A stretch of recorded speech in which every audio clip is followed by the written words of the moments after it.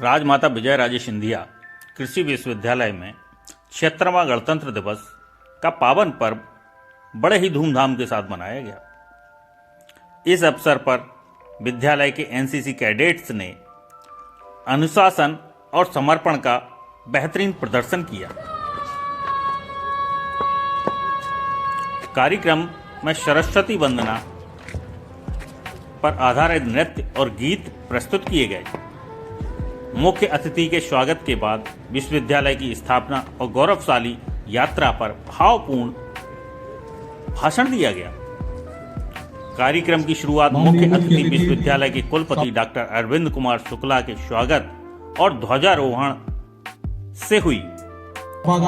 इसके बाद राष्ट्रगान ने वातावरण को देशभक्ति से सरोबोर कर दिया।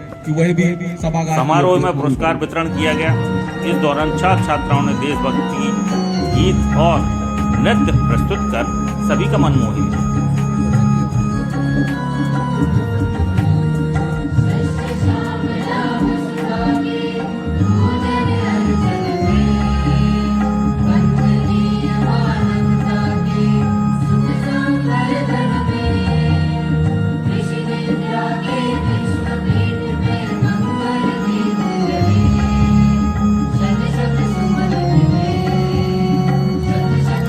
मुख्य अतिथि डॉक्टर अरविंद कुमार शुक्ला ने अपने प्रेरणादायक भाषण में विद्यार्थियों को जीवन के नैतिक मूल्यों और राष्ट्र के प्रति जिम्मेदारियों के बारे में बताया।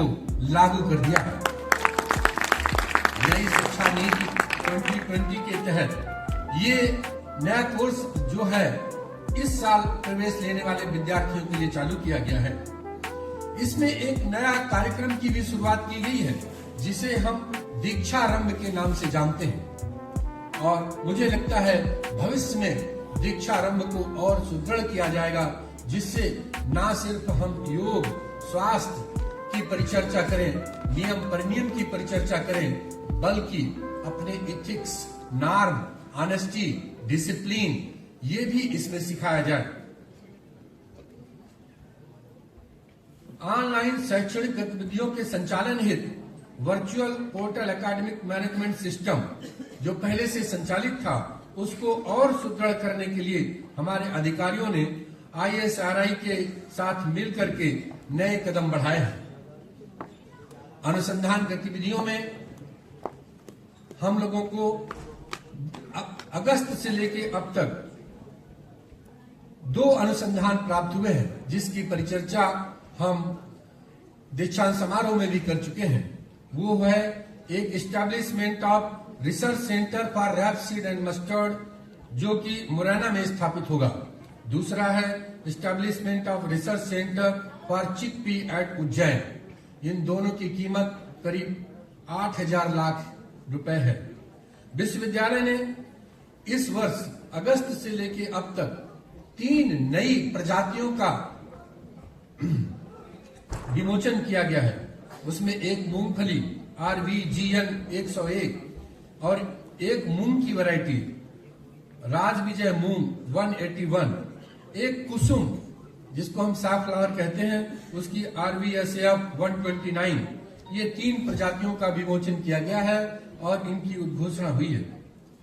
परामर्श प्रकोष्ठ जो हमारा लगातार विभिन्न इंडस्ट्रीज के साथ में रिसर्च का कार्यक्रम चलाता है, उसके साथ मिलके 23 कंपनियों के साथ मिलके 137 लाख की नई जो रिसर्च है, हमारे ट्रायल्स हैं, उनके लिए समझौते किए गए हैं। इस वर्ष सोयाबीन, मूंग, उड़द, ज्वार, तिल इन सबको मिला के विश्वविद्यालय ने 2148 क्विंटल प्रजनक बीज ब्रीडर सीड तैयार किया है। ऐसी बहुत सारी गतिविधियां हैं जो आपको बताना चाहूंगा। आप सभी जानते हैं कि पिछले वर्ष विश्वविद्यालय ने हमारे विद्यार्थियों के सभी हॉस्टल्स का रिपेयर और मेंटेनेंस किया है। जो रिपेयर मेंटेनेंस बाकी है वो मुझे लगता है मार्च तक कंप्लीट कर लिया जाएगा। विद्यार्थियों की सुविधा के लिए हमने एक सीहोर में एक नया गर्ल्स हॉस्टल भी स्थापित किया है। वो बन के तैयार है। उसका उद्घाटन भी मार्च में किया जाएगा। पहली बार अजाक्स हॉस्टल बना हुआ था, एक लंबे समय से इंदौर में पड़ा हुआ था, उसको पूरा रिपेयर और मेंटेनेंस करा दिया गया है। शीघ्र ही हम उसका लोकार्पण करेंगे और विद्यार्थियों के लिए वो हॉस्टल उपलब्ध हो जाएगा।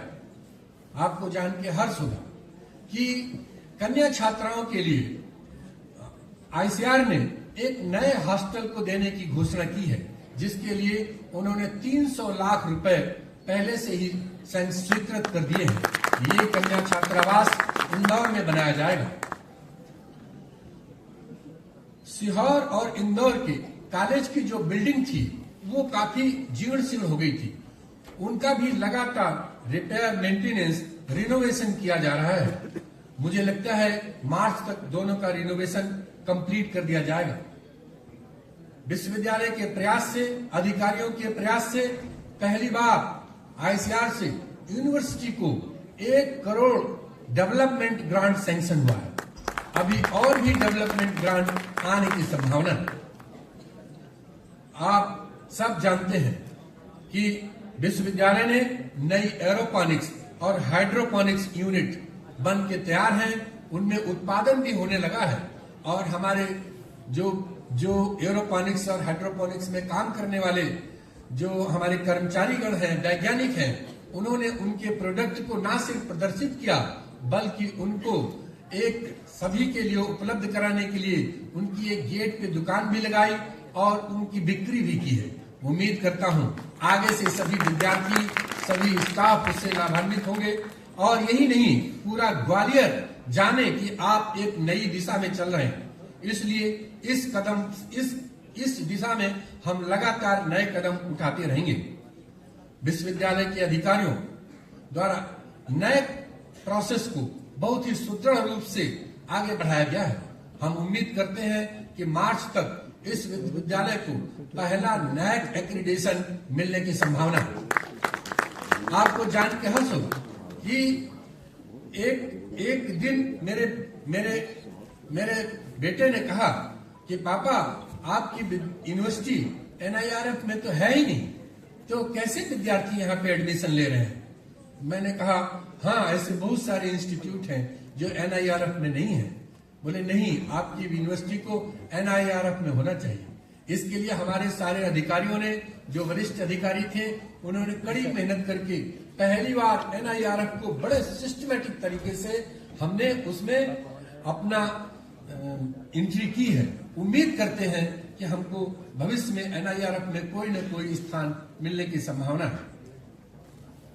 प्रसार गतिविधियों में बहुत सारे कोर्स चलाए गए, जिसमें मुख्य रूप से behavioural skill and scientist extension professional, इन पे एक कार्यक्रम किया गया। 4 नवंबर से 30 नवंबर के दौरान एक वैज्ञानिक सलाहकार समिति की बैठकों का लगातार आयोजन किया गया।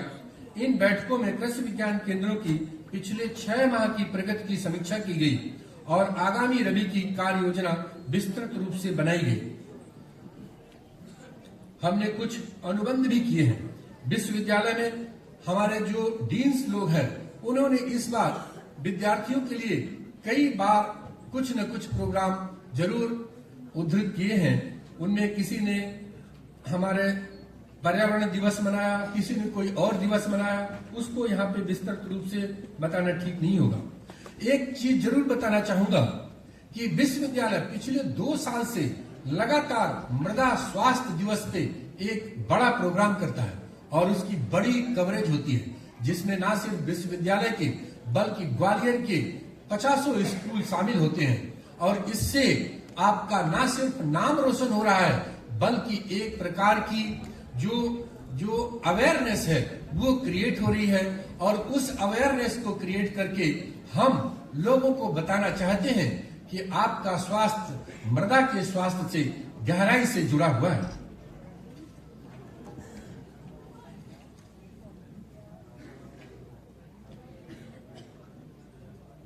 राजमाता विजयराजे सिंधिया कृषि विश्वविद्यालय एवं उद्यानिकी खाद्य प्रसंस्करण विभाग मध्य प्रदेश के संयुक्त तत्वाधान में एक इंदौर में हार्टिकल्चर कॉन्क्लेव का भी आयोजन किया गया। मैं सोचता हूं इसी प्रकार से हमारे अन्य कॉलेज भी नए नए आयोजन करते रहेंगे। विश्वविद्यालय में पहली बार हमने रसायन मुक्त खेती के लिए वृक्ष आयुर्वेद पे एक लेक्चर करवाया, जिसमें कई हम लोग भी लाभान्वित हुए और इससे हमें एक नई दिशा मिलने की संभावना है भविष्य में। यही नहीं, विश्वविद्यालय में आपने देखा होगा, जब अभी उद्बोधन होने के पूर्व जो हमारे एंकर थे उनकी भाषा में भी परिवर्तन हो गया है और ये एक बड़ी ही सुहावनी चीज है। अब हम संस्कृत बोलने लगे हैं और अब हम अध्यात्म की तरफ भी जुड़ने लगे हैं। इसी दिशा में विश्वविद्यालय के रजिस्ट्रार ने एक ब्रह्म कुमारी ईश्वरी विश्वविद्यालय से एक ऐसे आयोजन का किया जिसमें आध्यात्म पे व्याख्यान दिया गया, जिससे कि हम अपने जीवन को, आत्मा को सुधार सकें। अभी पिछले महीने में हमने 6 सह प्राध्यापक, एसोसिएट प्रोफेसर का चयन किया है। उम्मीद करते हैं शीघ्र ही बोर्ड मीटिंग होगी और वो प्रोफेसर आपको पढ़ाने के लिए उपलब्ध होंगे। ISRI के साथ मिलके हमने एक नया समझौता किया है, जिससे हमारा मैनेजमेंट रिक्रूटमेंट सिस्टम लगातार आगे भी चलता रहेगा। आपको बताते हुए मुझे हर्ष हो रहा है, हालांकि ये जो कॉन्ट्रेक्चुअल टीचर की राशि बढ़ाई गई है बहुत ज्यादा नहीं है, लेकिन फिर भी विश्वविद्यालय के कुछ अधिकारियों द्वारा लगातार कहने से ये एक पहला प्रयास है। जो लोग जो पहले 35,000 रुपए पा रहे थे, अब उनका मानदेय 42,000 रुपए कर दिया गया है। जिन विषयों में PhD या नेट शिक्षक उपलब्ध नहीं है, उनके लिए क्वालिफिकेशन में भी कुछ रिलैक्सेशन किया गया है। एक्सटेंशन की जहां तक बात करें तो बहुत सारे प्रोग्राम किए गए हैं, हमारे KVK ने उनमें किया है। किसी और मौके पर हम उनका उद्बोधन देंगे। अगर आप देखें तो हमने विश्वविद्यालय के 14 क्षेत्र विस्तार अधिकारी, 1 उपयंत्री, 2 सहायक ग्रेड, 2 सहायक grade 2, 1 junior computer, 3 lab technician, 3 भृत्य, इस प्रकार कुल 26 तृतीय एवं चतुर्थ कर्मचारियों को समयवान वेतनमान दिया गया है। अधिकारियों को जो 7th पे कमीशन से 7th पेंशन मिलना चाहिए, उसका जो प्रकरण है उसका हम लोगों ने शासन को भेज दिया है और उम्मीद करते हैं भविष्य में आप सभी लोगों को जो पूर्व शिक्षक हैं उनको 7th पे कमीशन के हिसाब से पेंशन मिलेगी। साथियों, विश्वविद्यालय की उपलब्धियां बहुत हैं, आप सब देखते भी हैं। सब कुछ गिनाना आवश्यक नहीं है, मुझे लगता है कुछ देखने की भी जरूरत है। आप सब आए, देखें, समझें, सोचें, विश्वास करें और आगे बढ़ें। अपनी इस विधा को आगे बढ़ाएं। उस चीज में ना सिर्फ देखें बल्कि इन्वॉल्व हो। इन्वॉल्व होने से आपकी जो गति है वो कई गुना बढ़ जाएगी। साथियों, ये जो भी उपलब्धियां अर्जित की गई हैं, किसी एक व्यक्ति के द्वारा नहीं की जा सकती। इसमें छोटे से लेके चतुर्थ श्रेणी कर्मचारी से लेकर के ऊपर तक सभी के द्वारा अथक परिश्रम द्वारा अर्जित की गई हैं। वो सब लोग इस समय बधाई के पात्र हैं। ये उपलब्धियां हमें बहुत सुहावनी लगती हैं, परंतु जब हम वैश्विक कृषि की बात करते हैं और वैश्विक कृषि के विकास को देखते हैं तो हमें लगता है कि अभी हम बहुत पीछे हैं। हमें और करने की आवश्यकता है और अपनी हिस्सेदारी हम वैश्विक कृषि में कैसे निभाएं, इसके लिए हमारे लिए बहुत सारे नए चैलेंजेज हैं। हमारे लिए हमें लागू करना होगा प्रिसीजन फार्मिंग, जिसमें AI और रोबोटिक्स का भरपूर प्रयोग हो रहा है। हमें अपनानी होगी हाईटेक हॉर्टिकल्चर। हमें अब फूड सिक्योरिटी से लेके न्यूट्रिशन सिक्योरिटी की ओर जाना होगा। हमको देखना होगा कि हमारी जो उपलब्धियां हैं वो कहीं पर्यावरण को नुकसान तो नहीं पहुंचा रही हैं। इसलिए जो इकोसिस्टम सर्विसेज हैं उनको कैसे सुदृढ़ बनाया जाए। शुद्ध पानी, शुद्ध हवा, शुद्ध हर चीज, शुद्ध खाने के लिए अन्न, इन सब के लिए कृषि की एक महत्वपूर्ण भूमिका रहती है और हम इस भूमिका को निभाने के लिए हमेशा तैयार हैं। लेकिन इसके लिए हमें देखना होगा कि एग्रीकल्चर में कैसे पैराडाइम शिफ्ट हुआ। उस शिफ्ट को हम देखते तो हैं, लेकिन उस शिफ्ट को अपनाने के लिए हम कदम नहीं उठाते हैं। क्यों?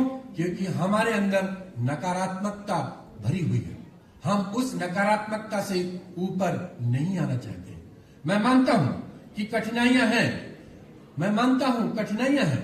कैसे कई बार क्या होता है कि नकारात्मकता कैसे पैदा होती है उसकी तह में हम नहीं जाते हैं। हम जो बातें कही जाती हैं उनको सुन के, समझ के और सोचते हैं कि विश्वविद्यालय या विश्वविद्यालय के अधिकारी किसी गलत दिशा में जा रहे हैं। मैं आपको एक छोटी सी स्टोरी सुनाना चाहता हूं। जब रेलवे की शुरुआत हुई तो उस समय रेलवे में सभी लोग टिकट लेके चढ़ते थे। टीटी बड़ी तन्मयता से सभी का टिकट चेक करता था। यहां तक कि स्टेशन पे उतरने में भी एक टिकट कलेक्टर होता था, पूछता था आप टिकट लेके आए हैं कि नहीं आए। धीरे धीरे उनमें शिथिलता बढ़ती गई। कैसे? कुछ ऐसा हुआ कि एक बार कई लोग ट्रेन में चढ़ रहे थे, कुछ लोग छूट गए, बोले टिकट नहीं ले पाए। उन्होंने कहा नहीं, दौड़ के चढ़ जाओ। वो चढ़ गए, उनको पहली बार माफ कर दिया गया, तो अगली बार से उनकी आदत पड़ गई, वो दौड़ के चढ़ने लगे। पहले वो जनरल डिब्बे में बैठने लगे, फिर उसके बाद में उन्होंने सोचा ये तो हमारा अधिकार है। उसके बाद में उस जनरल डिब्बे से वो रिजर्व कोच में जाने लगे। रिजर्व कोच से बढ़ते बढ़ते वो एसी कोच में पहुंच गए। वो थर्ड एसी से धीरे धीरे फर्स्ट एसी कोच में पहुंच गए। फर्स्ट एसी जब थर्ड एसी कोच में पहुंचते हैं तो टीटी ने कहा उतरो, आपकी यहाँ सीट नहीं है। तो उन्होंने कहा नहीं, हम नहीं उतरेंगे। टीटी को धमकाया। टीटी ने कहा छोड़ो, इनको कौन बहस करे, जाने दो, इनसे कौन झगड़ा करे। तो इस चीज को छोड़ के उस टीटी ने उनको छोड़ता गया और वो धीरे धीरे जनरल से लेके फर्स्ट एसी तक चले गए। उनको बुलाया गया। उसी बीच क्या हुआ कि एक बार टीटी बदल गया। टीटी के बदलने से अब टीटी नया आ गया। उसने कहा आप यहाँ नहीं बैठ सकते हो। तो जो बिना टिकट वाला था उसने कहा ये तो हमारा अधिकार है, हम तो यहीं बैठते आए हैं, सिस्टम ऐसे ही चलता आया है, आप हमें नहीं हटा सकते। तो टीटी ने पुलिस बुलाई। पुलिस ने कहा साहब पुराने वाले टीटी ऐसे ही करते थे, इसलिए आप ज्यादा पंगा मत लो। आप ज्यादा पंगा लोगे तो आपको परेशानी आएगी, यही चलता रहे। लेकिन टीटी को ये बात समझ में नहीं आई और टीटी उनको लगातार ट्रेन से उतारने के लिए, दूसरे क्लास में जाने के लिए प्रयास करता रहा। जब ये प्रयास किया गया तो 2-4 टिकट वाले, जब ये बहस चल रही थी तो उन्होंने देखा टीटी थोड़ा दबने वाला है, तो 2-4 बिना टिकट वाले और बहस करने लगे। इसलिए एक झुंड इकट्ठा हो गया और उन्होंने कहा बिना टिकट यात्रा करना हमारा अधिकार है, हम तो हमेशा से ऐसे ही चलते आए हैं और ये सीट पहले उनको मिलेगी जो बिना टिकट से चलेंगे। उसी बीच में कुछ राजनीति के लोग आ गए। उन्होंने कहा हम तुम्हारा समर्थन करते हैं, बिल्कुल सही कह रहे हो, पहले हम ऐसा नियम बनवाएंगे कि पहले उन लोगों को सीट मिलेगी जो बिना टिकट के चल रहे हैं, जो टिकट लेने वाले हैं उनको तभी सीट मिलेगी जब बिना टिकट लेने वाले सीट लेने से मना कर दे। आप समझ गए होंगे बात कहां चल रही है। तो अब समझने की जरूरत है। हमारी आदत खराब है, हम अपनी आदत से सुधरना नहीं चाहते हैं। हम चाहते हैं हमें सब जगह बिना टिकट अलाउ किया जाए। वो तो जब ज्यादा बहस हुई तो उसने सवाल पूछे। उसने कहा ठीक है, अभी तक आप कहां थे? जब पहले दिन हम ट्रेन में चढ़े बिना टिकट तो हमें क्यों नहीं रोका गया? दूसरे दिन जब हम थर्ड एसी में आए तो हमें क्यों नहीं रोका गया? जब हम उसके बाद फर्स्ट एसी में आए तब मुझे सीधे क्यों रोका जा रहा है? ये मेरे साथ अन्याय है, मेरे अधिकारों के साथ अन्याय है। ये उनके अधिकार बन गए। धीरे धीरे अन्याय भी अधिकार में बदल जाता है यदि अधिकारी गण आगे कहना नहीं चाहता।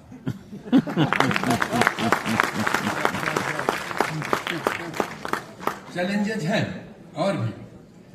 हम आपको बताना चाहेंगे, एक बार हमारे डीएफए मैडम से डिस्कशन हो रहा था कि हम कैसे आगे बढ़ सकते। उन्होंने कहा बढ़ना की बात तो छोड़ो सर, ये बहुत बड़ा गड्ढा है, पहले गड्ढा तो भरो। तो गड्ढे पे हम आपको एक और स्टोरी सुनाना चाहते हैं। एक बार एक किसान एक बैल खरीद के लाया। बैल बहुत कनेरू था, बहुत काम करता था, और गांव वालों को ये पसंद नहीं आया कि ये बैल इतना काम करे। तो गांव वालों ने उस बैल को एक गड्ढे में गिरा दिया, और गड्ढे में गिराने के बाद में अब गांव वाले बहुत खुश हो गए कि ये गड्ढे में गिर गया है, अब हम क्या करें। ऊपर से उन्होंने सोचा ये किसान तो इसको निकाल नहीं पाएगा। किसान ने बहुत प्रयास किए, किसान उस बैल को नहीं निकाल पाया। तो उसने सोचा आप क्या करें। तो गांव वालों ने सोचा ये किसान अगर कल सुबह फिर प्रयास करेगा तो एक काम करते हैं, इसके ऊपर मिट्टी डालना शुरू कर देते हैं। तो उस बैल के ऊपर मिट्टी डालना शुरू कर दी, यानी कीचड़ उछालना शुरू कर दिया। तो बैल ने सोचा, अरे कई लोगों ने कहा अरे आपका बैल दबा जा रहा है, कीचड़ उछल रहा है। तो उसने कहा कोई बात नहीं, अब ये ईश्वर की मर्जी है।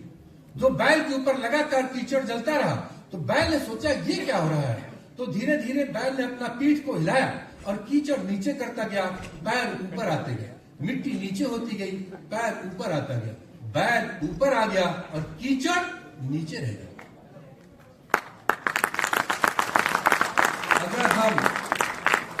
अगर हम अपने आप को बदलना चाहते हैं तो हमें अपने आप में एक दृढ़ इच्छा शक्ति और विश्वास रखना होगा। साथियों, मैं आपको बताना चाहता हूं इस मंच से, संसार में ऐसा कोई व्यक्ति नहीं जो आपकी सहायता करेगा। ईश्वर के अलावा कोई भी आपकी सहायता नहीं कर सकता है। सिर्फ वो परब्रह्म परमेश्वर है जो सहायता करता है। यदि वो सहायता करता है तो वो आपके लिए 10 रास्ते भी बना देता है।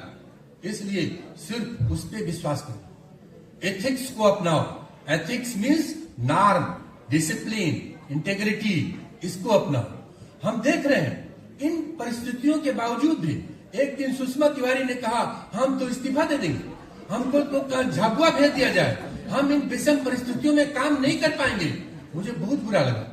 हमने कहा नहीं, काम करो, काम करो। जब हम काम करते हैं तो मैं विश्वास दिलाता हूं, ऐसे हमारे बहुत सारे वर्कर्स के साथ में वो जो नॉन वर्कर हैं लगातार दबाव डाल रहे हैं कि वर्कर किसी प्रकार से नॉन वर्कर बन जाए तो वो बिना टिकट यात्रा करते हैं।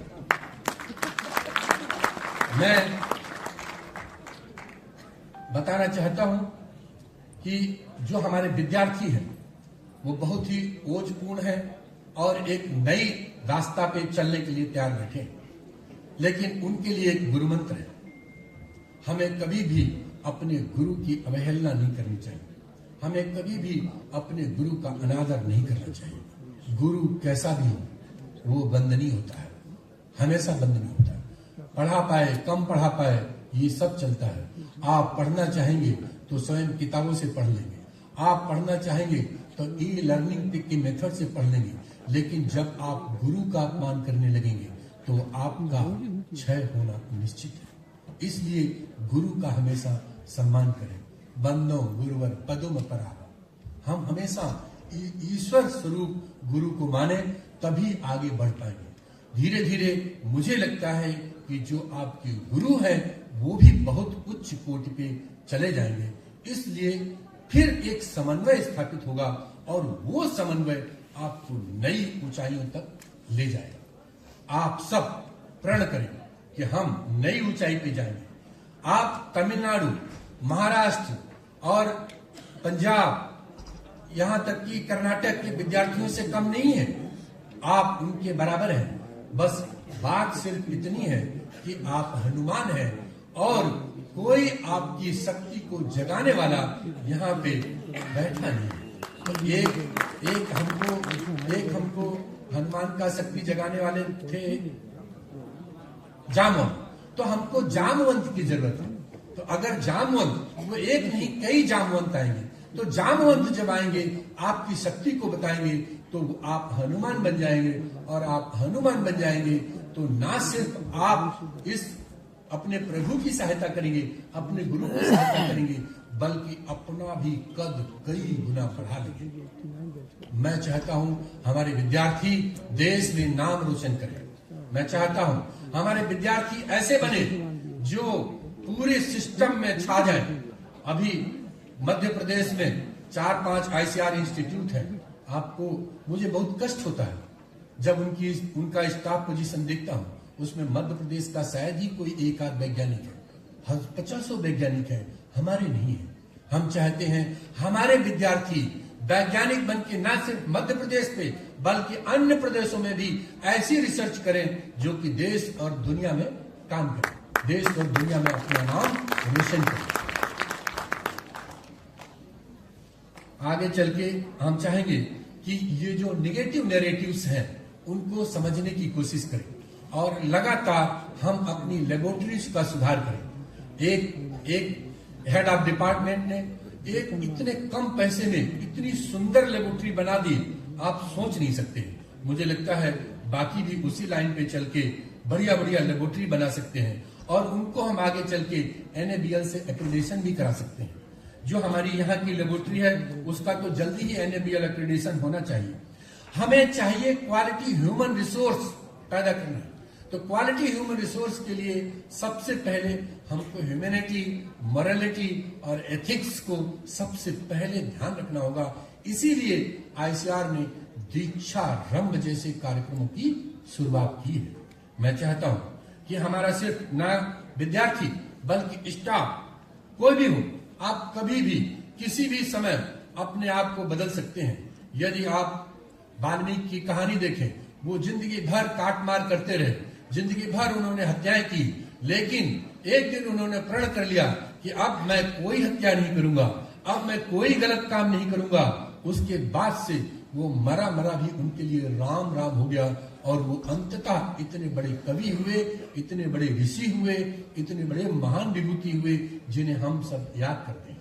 तो ऐसा नहीं है कि हमसे कोई गलत काम हो गया है तो हम सोचें अब हम ठीक नहीं हो सकते हैं। हमने तो बहुत गलत काम किए। आप जिस दिन गलत काम करना बंद कर देंगे उस दिन ईश्वर आप पे खुश हो जाएगा और उसी दिन से आपका मार्ग बड़ा सतत और सुगम तो नहीं होगा, क्योंकि सच्ची रास्ता पे चलने में कांटे बहुत हैं, लेकिन अंततः विजय आपकी होगी। इन्हीं शब्दों के साथ में मैं आप सबका हार्दिक स्वागत करता हूं और चाहता हूं कि हम सब मिलके एक नए विश्वविद्यालय का एक कीर्तिमान स्थापित करें। मुझे लगता है, मुझे आशा ही नहीं पूर्ण विश्वास है कि हम सब जरूर करेंगे। विद्यार्थी भी हमारे साथ कदम से कदम बढ़ा के चलेंगे। आपको बहुत सारी शुभकामनाएं, बहुत सारे आशीर्वाद। जय भारत, जय हिंद। भारत माता की जय, भारत माता की जय, वंदे मातरम, वंदे मातरम। जय भारत, जय हिंद।